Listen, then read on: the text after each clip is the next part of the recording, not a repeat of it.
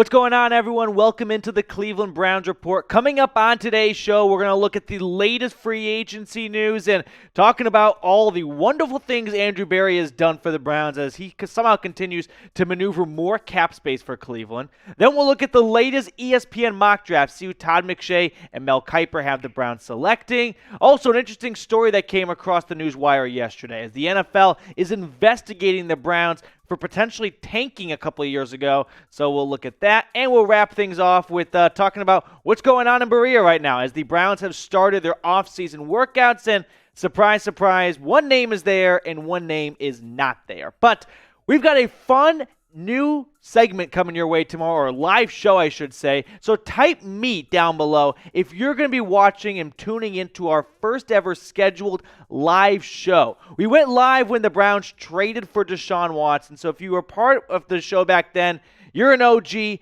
but help us become one of the fastest growing Browns YouTube channels here by joining our live show tomorrow. Type me. We'll have some mailbags, we'll have some fun, and we'll chop up the latest Browns news and rumors. 5 Eastern tomorrow, Wednesday, April 20th, 4:20. Get your jokes in. But as for the latest Browns free agent signing, so a couple of names coming across. Stephen Weatherly helps out at the defensive end spot. Sheldon Day returns after kind of a rocky season a year ago, we'll call it. Michael Dunn as well, and Jamarcus Bradley. The last two names there, they signed their tenders, so other teams can match the contract, and the Browns would get a draft pick. It's kind of boring, but pretty much you can expect those two guys to return to Cleveland. So those are 4 latest free agent signings. Now, another thing that came across right before we started filming my Twitter feed was something that's very interesting, because I thought after a couple more free agency moves, the Browns would maybe be slowing down after especially giving Denzel Ward all of that money. No, Brad over at Pro Football Focus tweeted out that Ward's 2022 cap number will actually drop from 13 and change, his fifth-year option, down to $5 million. That saves the Browns just over $8.2 million. So now Cleveland, with those maneuvers, has the second most cap space. Plus, they still have Baker Mayfield on their books, so if they trade him off, that's going to clear up even more cap space, and they'll get some additional cap space after June 1st, because don't forget that they cut Austin Hooper with a post-June 1st designation. So right now they sit at $28 million, but that number could go up even more.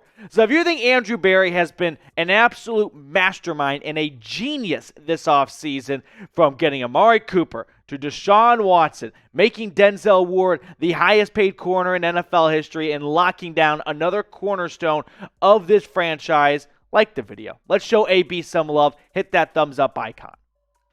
Going back to those free agent signings, though, I think Weatherly, the first name we looked at, is a sneaky good signing. He's a former 7th-round pick. He actually overlapped with Stefanski in Minnesota, and he looked good last season in Denver after a midseason change, a trade over to Mile High, and he kind of found his footing a little bit. He's going to be a rotational guy, kind of like Tack McKinley last year, right? He's not going to be a starter most likely. It does make me wonder, what does this mean for Clowney? You know, I don't think this closes the door on Clowney returning. I do think, though, you don't sign a defensive end and then expect to 100% sign another defensive end, especially if the Browns, which I've heard are rumored to be looking at edge rushers in the NFL draft. It may seem like a little bit of overkill at one spot, but as of right now, the Browns, they really only have one defensive end on this roster, right? It's Myles Garrett. I don't trust Porter Gustafson, or I'm not a huge fan of Chase Winovich starting at defensive end. I kind of like him as a linebacker more, but it makes you wonder, what does this mean for Clowney after signing Weatherly, who I think is going to be a good, productive edge rusher for the Browns. Next up, we're going to check out ESPN's latest mock draft. So Kiper put down his pumpkin pie, teamed up with Todd McShay, and the two of them alternated picks for all 3 rounds, or first 3 rounds of the NFL draft. And we will remind you of the Browns draft picks, what they've got in their ammunition depot going into the draft, which is just 9 days away. Make sure you're subscribed, by the way, because we'll be going live. I shouldn't say live. We'll be going all over the place for the NFL draft here at the Browns Report. But before I show you ESPN's mock draft, who is your number 1 guy in round 2? Okay? Who is someone that you have circled, you got rid of the pencil, you got pen, you got sharp, and you're like, this is the number 1 guy I want to see the Browns draft at number 44 overall? ESPN, they went Travis Jones yet again. So last week we had, was it Mel Kiper's mock draft come out, and he makes the same pick this week with going Travis Jones at 44. Jones is more of your nose tackle. He's 6'4", 325 pounds, and he's going to be an excellent run stopper. He's not going to help a ton in pass rush, but that's fine. That's really not what they're looking to get out of him. If they can get some pass rush help, great. That's just gravy on top. But they want him to consume and just eat up a center and a guard to free up JOK to get into the backfield to sack the quarterback. Last year for the Huskies at UConn, Jones, 4.5 sacks, 7.5 tackles for loss. Again, don't look at those 4.5 sacks and think, oh, wow, he can really get in the backfield and rush the passer. No, he's actually sacking a quarterback from Holy Cross right there.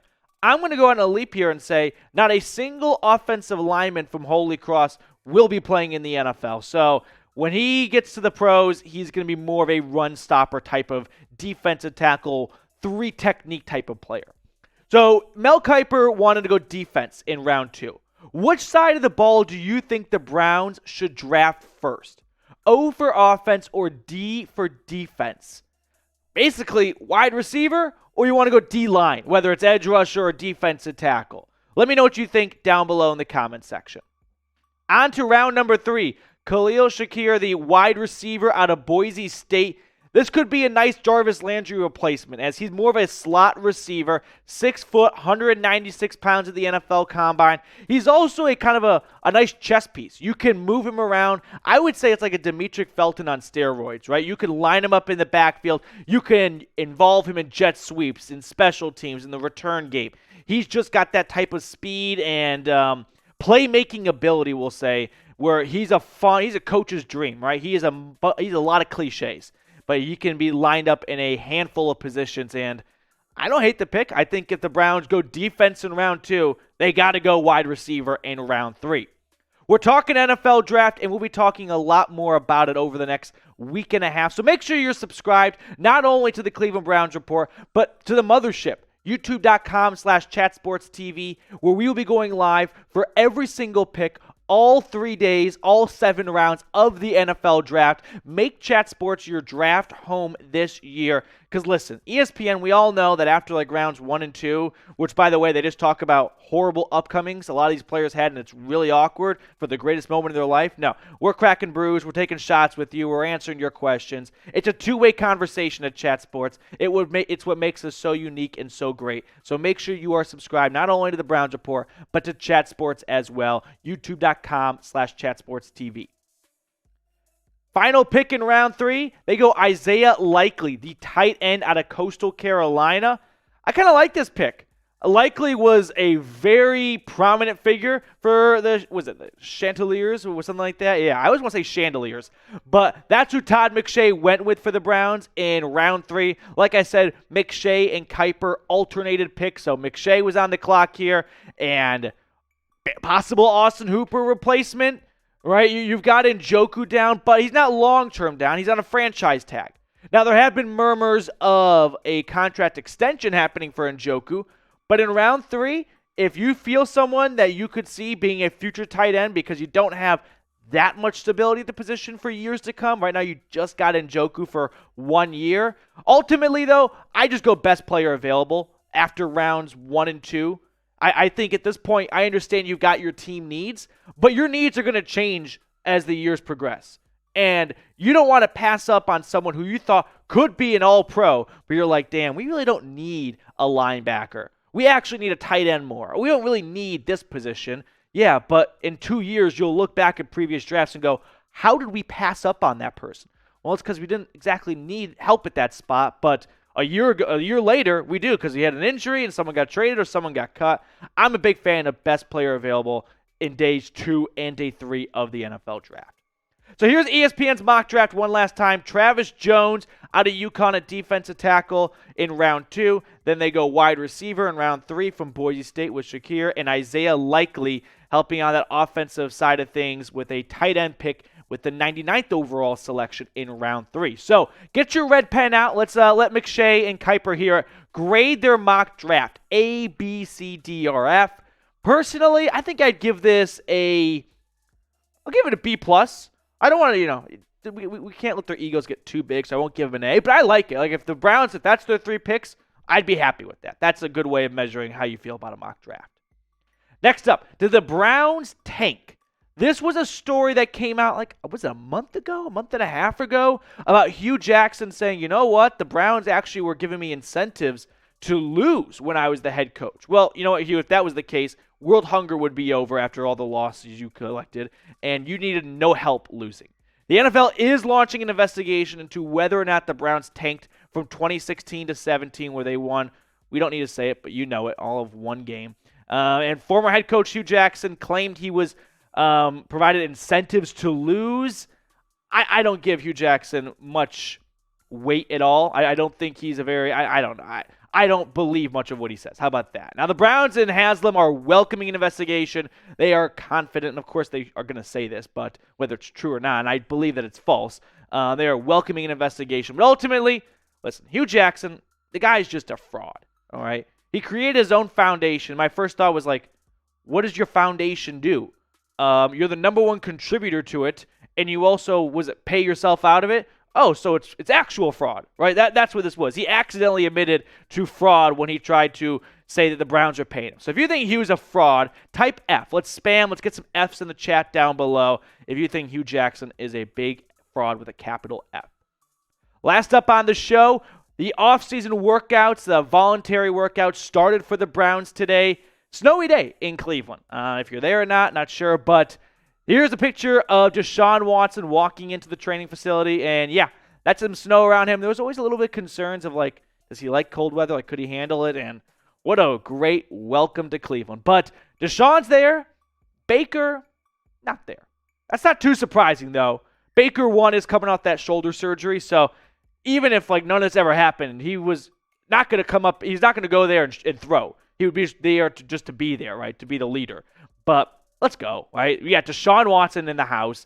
Baker Mayfield is chilling in Austin, just waiting to get traded, clear up more cap space for the Browns to get Clowney and Landry and the rest of the gang back together.